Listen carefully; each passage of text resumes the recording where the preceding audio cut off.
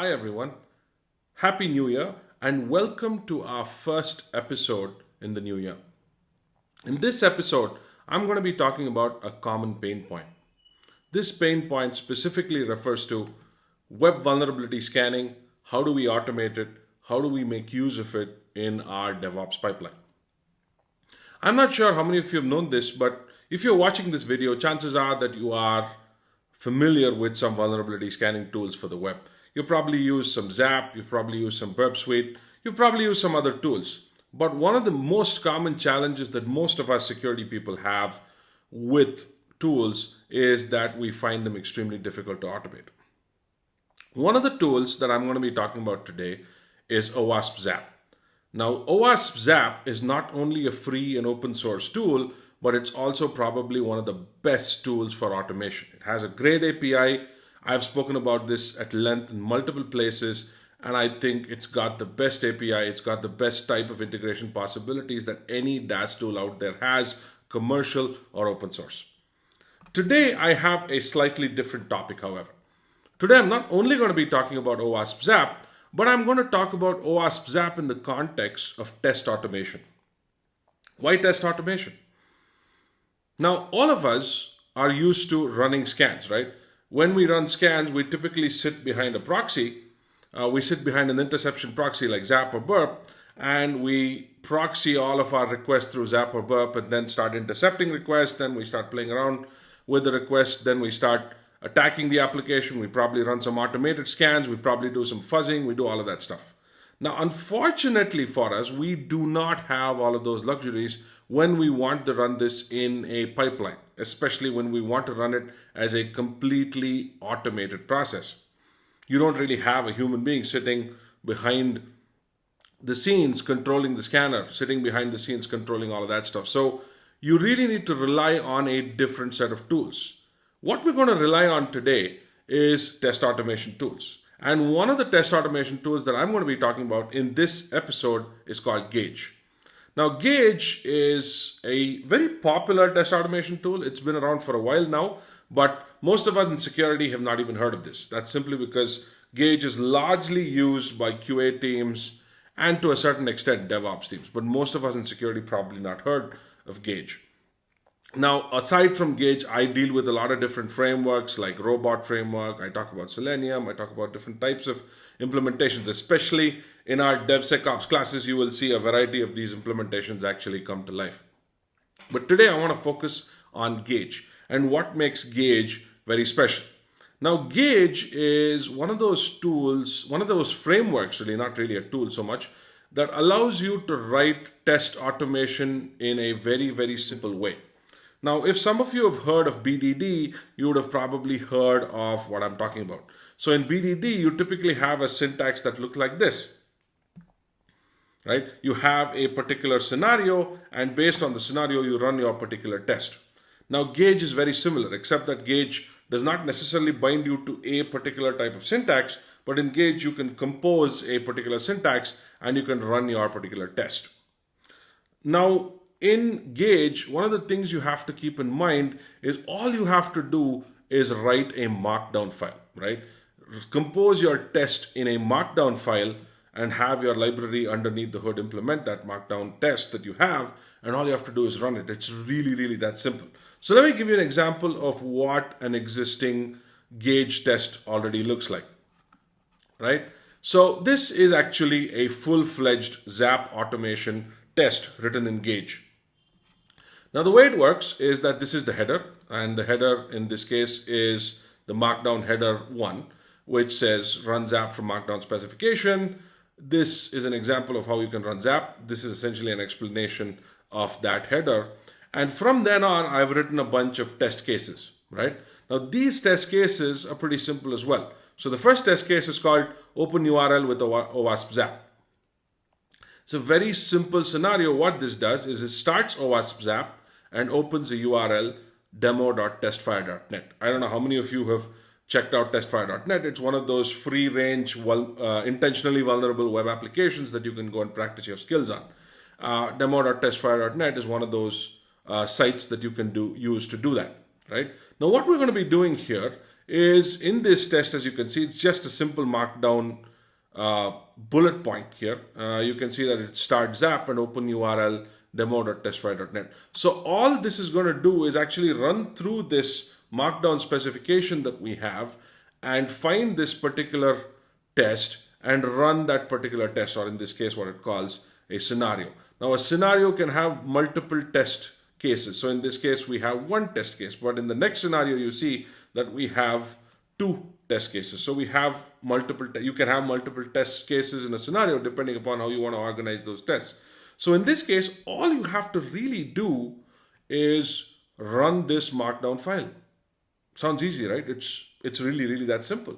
So in Gauge, the way it works is that all of this stuff is converted into a library, or what they call a step implementation, right? So let's look at the step implementation in this case, and I've already written a minimal step implementation just to run Zap.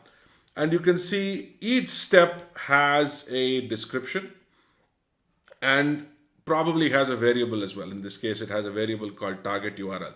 So if you see this, you will find, if you see this particular line, you'll find that it's familiar with the test specification that we already wrote. So let's look at this. So start zap and open URL this. Now consider this a variable, right? Now this might change. Tomorrow, if it's not this, it might be some other URL or some other target that we have. So instead of this, somebody might choose to make a change. So you obviously don't want to hard code this. So in Gauge, you implement it like so: start zap and open URL target URL, and you pass the target URL as a variable or as a function parameter that you can use to call whatever you want to do within that particular function. Now in this case, what I'm doing is I'm starting zap, zap.sh, and I'm starting it on port 8090. So that's going to be the port that Zap is going to be listening on and proxying through as well, right? So in this case, what I'm going to do is in this particular test, you'll see that I'm opening up Zap and just opening up the URL. So what this is doing is it's starting Zap, waiting for Zap to be fully alive and ready. That's what this lines 24 through 26 is doing. And once Zap is up and running, it would open the URL, the target URL that we just passed in. In this case, that would be demo.testfire.net, right? Once that is done, we implement the rest of the steps.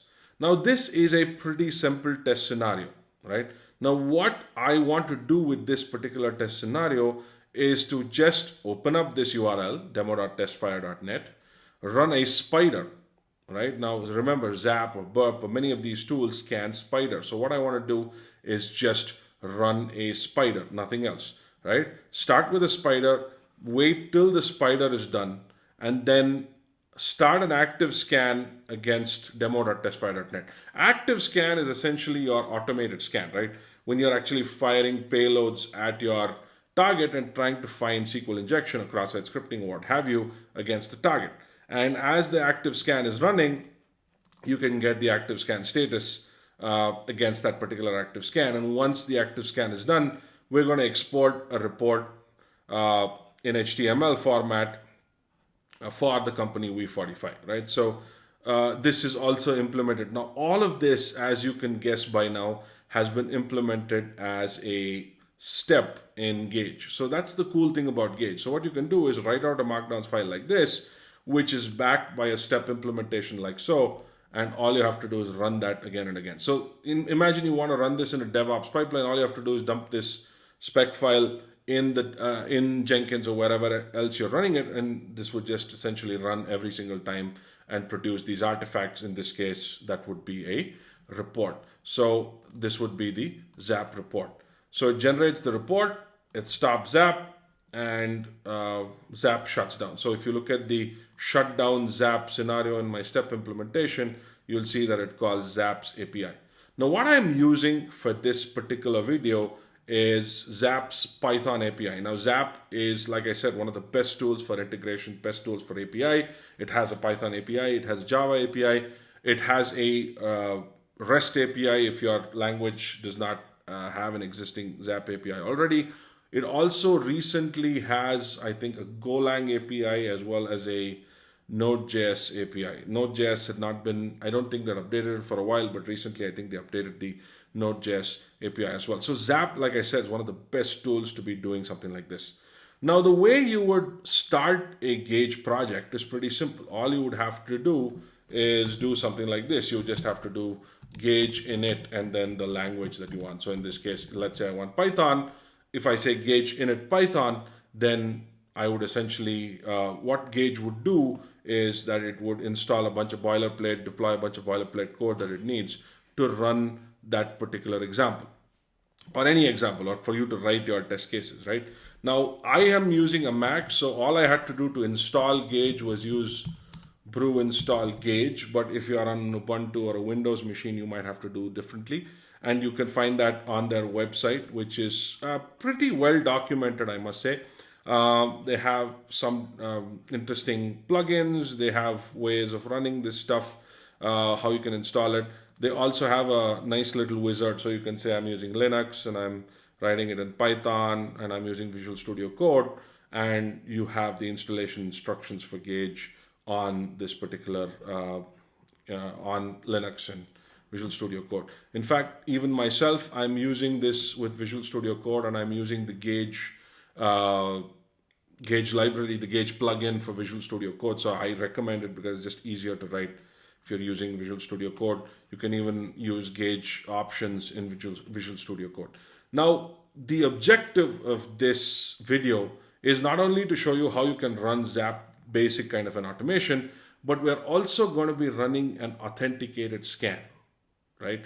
And that's going to be the really cool part. So what I'll do first is I'm going to run a basic scan, and then I'm going to kind of live code the authenticated scan part of Zap against one of my locally running vulnerable applications that I'm going to actually walk through. So let's get moving in that case, right? So let's start with Gauge. So what I'm doing is I'm in my Gauge directory where I already have this code set up.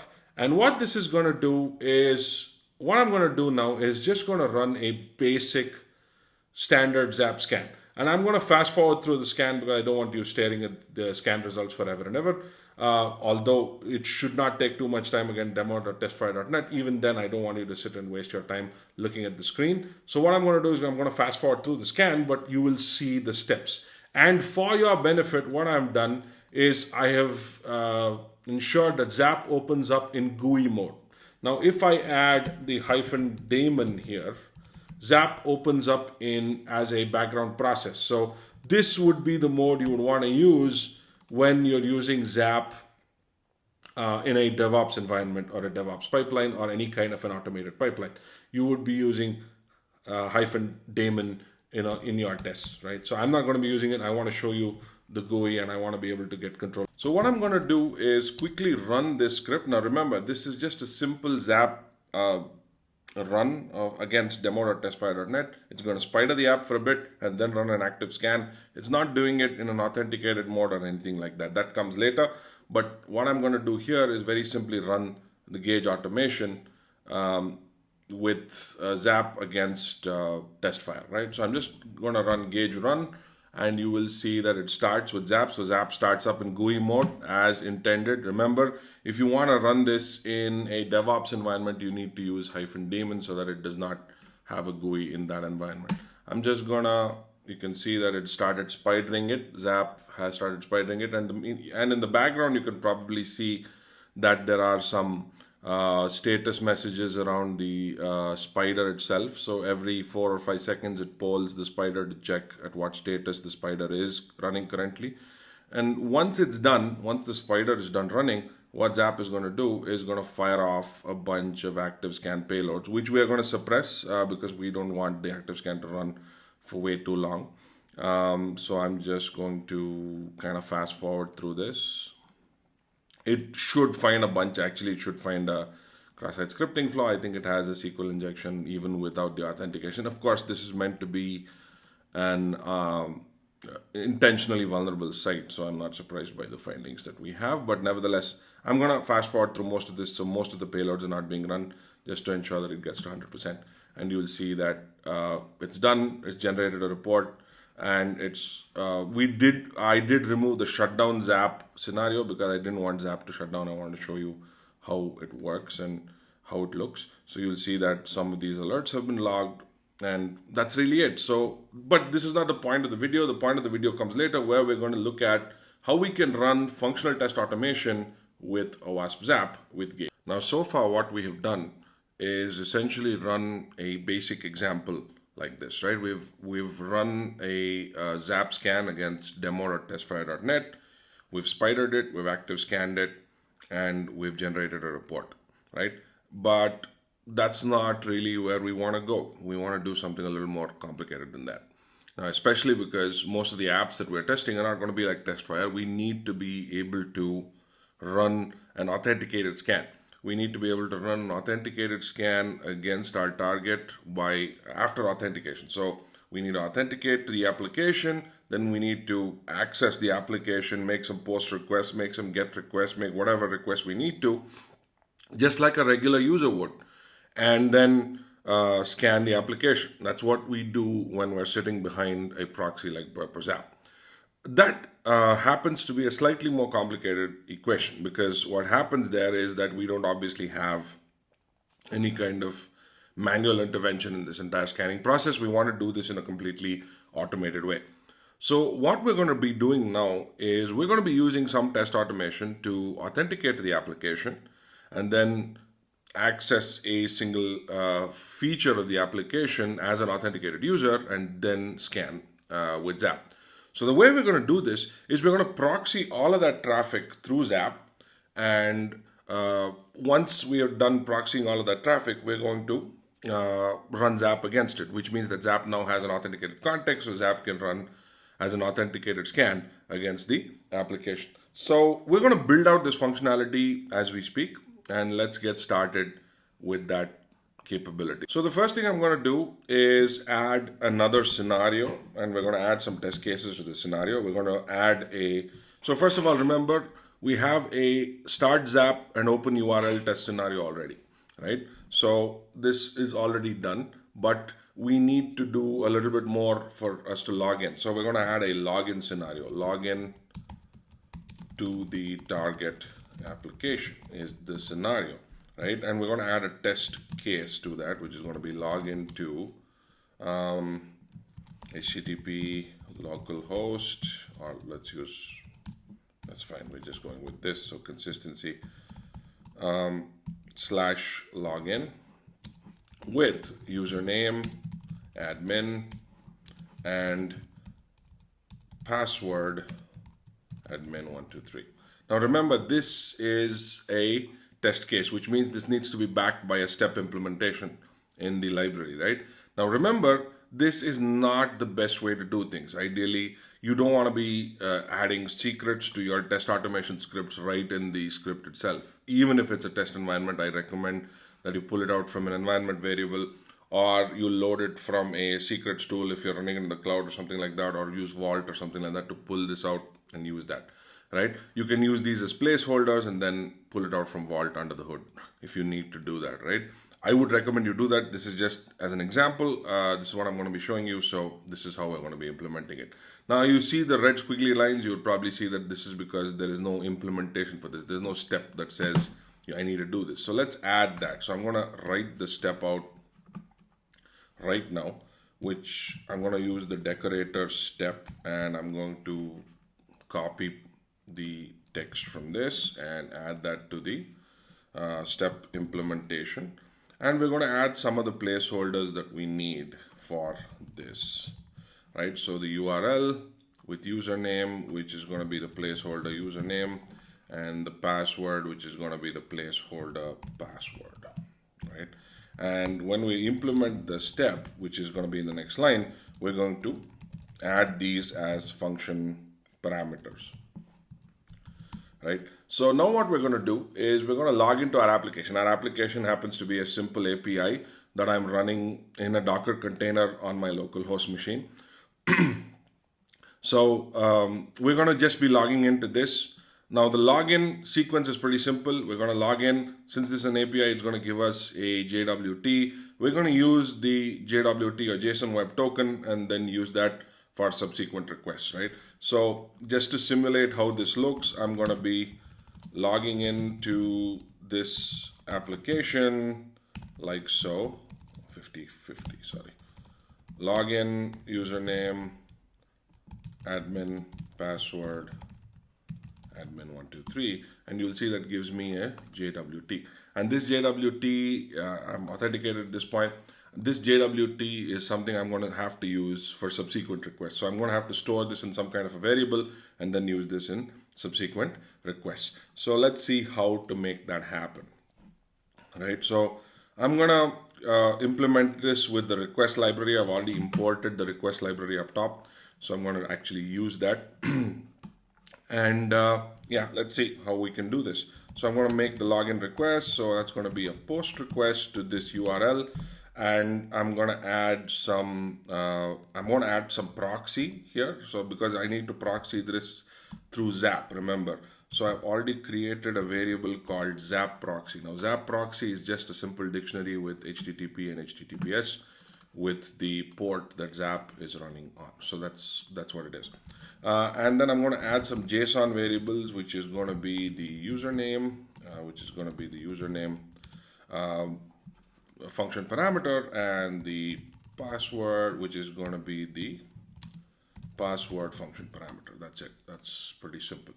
Now, if login.status code is equal to 200, then we are going to have to read and store the auth token, right? That's what we want to do. So I'm going to call this token, or let's just call it auth token just for consistency reasons. Login dot headers. So I'm going to pull this out from the headers dictionary, and I'm going to pull out the authorization header. So hopefully, ideally you should be checking if there's an authorization header first, but I'm just going to assume that since it's a 200, there is an authorization header. Right, now one of the cool things with Gauge is that it gives you this database sort of object that you can store values in. It's called a data store. Now a data store works on multiple levels. It works at the spec level, it works at the suite level. I think it also works in another context as well, but I'm going to be using the spec because I need it to be available across my specification. So you see here, I've already used the data store in a couple of other places. So I'm going to be using the same thing. So data store dot spec dot token, and I'm going to be assigning that to the auth token. So if I access this variable from this point onwards, anywhere else in the test script, I should be able to, retrieve this particular token, right? That's what I want to be able to do. And that's really it. So I want to be able to do this and pull out that particular token. So what I'm doing is I'm logging in, I'm checking whether the login response is a 200 HTTP 200, and then I'm going to pull out the authorization header and then use the token for subsequent requests. All right, now that we have successfully logged into the application, we've written a small step implementation for that here, as you can see. We want to actually do something more than this. We don't want to just log in and stop, right? We want to actually maybe walk the application or invoke some features like a regular user would. So what I'm going to do is I'm going to invoke a search feature, right? And that's what we want to do. You want to, as a user, kind of walk the application. So the next thing I'm going to do is implement a new step called search for customer by name, right? So this allows me to search for a customer by their code name or whatever name we have in the site, right? So this is going to be a test case that I'm going to implement. So search for customer, and we can give the customer's name. In this case, I happen to know that there is a customer called DeLeon. So I'm just going to say in customer DB, right? So this is the scenario. So I'm going to implement a step. Obviously, there is no step yet, but I'm going to implement a step for this. And let's do that right now. And I'm going to add the placeholder here, which is going to be your customer name, right? And that's pretty simple. Let's do a search feature that we implement with the customer name variable passed in as a parameter. Now what we're going to do is do the similar thing, which is a search request. We're going to do a requests dot post, right? And in this request dot post, we're going to make that to HTTP localhost. We were doing 127. You can, again, this thing does not have to be entered in every single time. You can store the URL or the base URL in a data store and then use that. But I'm not doing that. I'm just going with a hard-coded scenario in this case. But you can do that, and I'd recommend you do that. So what I'm going to also do is add a headers variable, which is going to be our, remember our token that we had before. So I'm going to pull out the token variable from the data store and use that in the headers here. Apart from that, I'm also going to be adding a proxy, which is going to be our ZAP proxy. Okay, so now I have my request. Now this should ideally come back with a 200 response. And let's first of all, so if search.status, oops.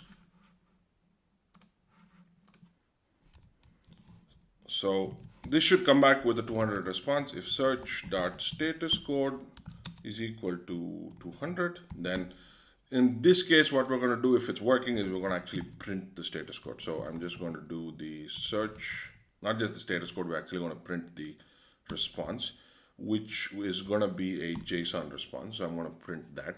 And we're going to get that information and print it out on screen, right?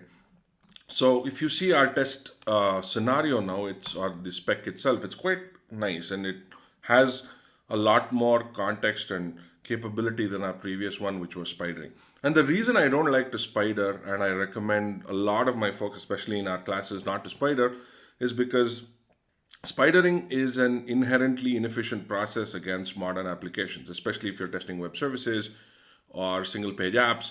Spidering never goes anywhere. You're not going to be able to find much with spiders. So ideally, you should be backing up your security automation scripts with some kind of functional test automation or end-to-end test scripts like this.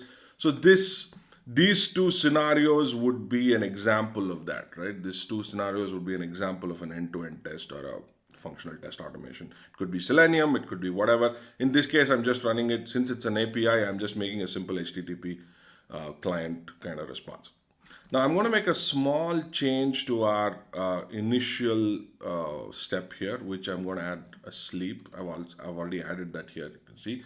The reason is sometimes the sequence ZAP needs some time to react to certain events, and sometimes if you don't have adequate time between steps, sometimes it kind of misses stuff and it becomes a little bit of a problem. So I'm just adding small sleep. In fact, we can reduce this to maybe 3 seconds. We don't need 5 seconds. If you are especially running this on slower machines, you might want to add a higher sleep time if you want to use something like that. It should work even without it, but I'd recommend you use it because it's just easier to work with. And we also, I'm not adding a shutdown ZAP step because I feel that we don't want to shut down. I want to show you the results. And let's make a few changes to the report. So this is going to be the Flask app report. And we're going to call, this was previously called the test fire report. I'm going to just make it Flask dash report because it's a Flask application. Now we're going to run this and let's see whether this works. So we're done with implementing the search step, search for customer by customer name. However, there were a couple of bugs that I needed to still correct. One was the headers bug, which I'd actually not specified which header value that this token should go into. So that was done. And I also had to ensure that the key for the search for that particular customer had to be done with a proper search key. In this case, I've used it. Previously, I just kind of put in the value. I didn't figure out that that was the problem. So there were a couple of bugs that I needed to fix. And once I'm done with it, I'm printing the search code out. Now what we're going to be doing is actually running. Now it's time for us to run our test automation script, right? So what we're going to do is we're going to run this just like we ran the previous script. Just run a gauge.run, and then hopefully ZAP should be able to proxy the entire traffic and then scan as we expected it to do. So, and of course generate the report. We wanted to generate a report at the end of the entire exercise. So we're going to do gauge.run, and I'm going to, you can see that ZAP is opened up on the side there, and I'm just going to pull it into this window. Same with this. So now you can see that the test is running, and you see that the scan has also started. The active scan is very quick because we're only running it in 2 URLs, and you see that the scan is actually done. So in fact, if you see the scan, it's already done. And if you look at the alerts, we have not stopped ZAP, by the way. So that's the reason why you're still seeing ZAP on screen. Otherwise, it would have shut down as part of the automated cycle that we have. So we found a SQL injection bug, and you can look at the request response. You can see what we're talking about here. You can see a cross-site scripting flaw as well that we found in this particular URL. So clearly there are a couple of high severity findings because we were able to access that authenticated functionality. And you will see that we were using the authorization token all the way along. So ZAP, since it's proxy traffic, ZAP is able to do this, right? Which would have not been possible before. And this is only possible because we've added this logic to our test automation script that allows for you to actually parse the entire thing and use it as an end-to-end script that you can run as a proxy with ZAP. So this is a really efficient way, because one of the cool things you can do with stuff like this is you can modularize your tests really well. So let's say you only want to test one segment of the application. So let's say you want to test only the user management module. You can use a test automation script or write out a test automation spec for that module and then run it with ZAP or with some other module or some small features. Let's say you're building an incremental feature and your test should only cover that incremental feature. You can write test automation and pass any kind of DAST typically through that, but with ZAP it's much easier to control in terms of its API and so on. So the idea behind this example was one, to show you how you can do ZAP with test automation quite comprehensively, and two, show you Gauge and give you Gauge as one of the options. Now, Gauge is not the only kind of test automation framework out there. I spoke of Robot Framework before in the same video. Robot Framework is a great framework. In fact, I in some ways prefer it to this, but in some ways this is really, really cool because one, the markdown syntax is very easy for anyone to understand. I like that about Gauge. I also like that it's multilingual. With Robot Framework, you have support for Python and Java, but I think this has support for Ruby, Python, Java, I think even Golang and Node.js and so on and so forth. So you have a lot more support for different languages. And it's really, as you can see, it's pretty easy to get up and running with ZAP, with the ZAP API, with something like this. So it's really, really convenient for you to do. So I hope you like this video. If you like this video, please consider subscribing by clicking the like button and clicking on the subscribe button in YouTube. And then we will be in touch for other videos. We have a lot more coming this year. So stay tuned. Thank you very much.